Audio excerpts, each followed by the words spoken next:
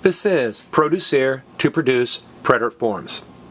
All right, I want to warn you right up front. PRODUCIR is a very irregular verb. It's what we call a J verb. Okay, so since this is a tricky verb, you might want to watch this clip twice. Okay, what I'm going to do is I'm going to say each form of the verb in English, then Spanish, and then clap. And after I clap, I'd like you to repeat both the English and the Spanish with me. You ready? Here we go. I produced. Yo produje. I produced. Yo produje.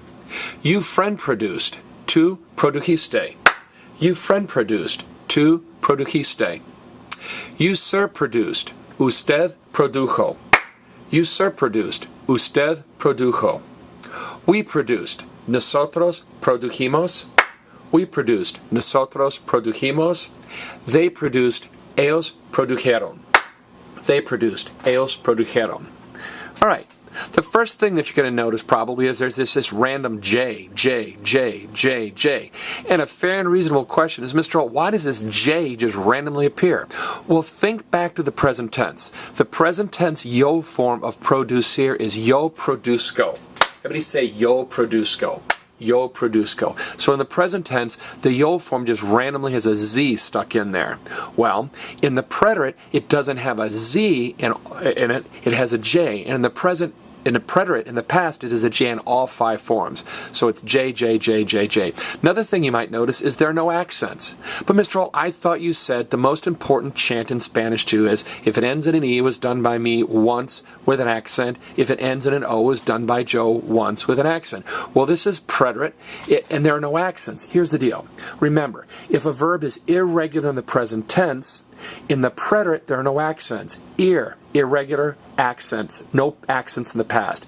Ir, ser, estar, tener, hacer. All those verbs that are really weird in the present tense and irregular don't have accents in the past tense. All right? One final thing you might notice is this.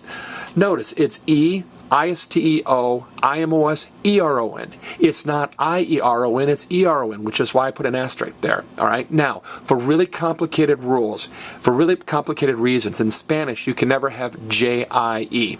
It's J-E-R-O-N. You never have J-I-E.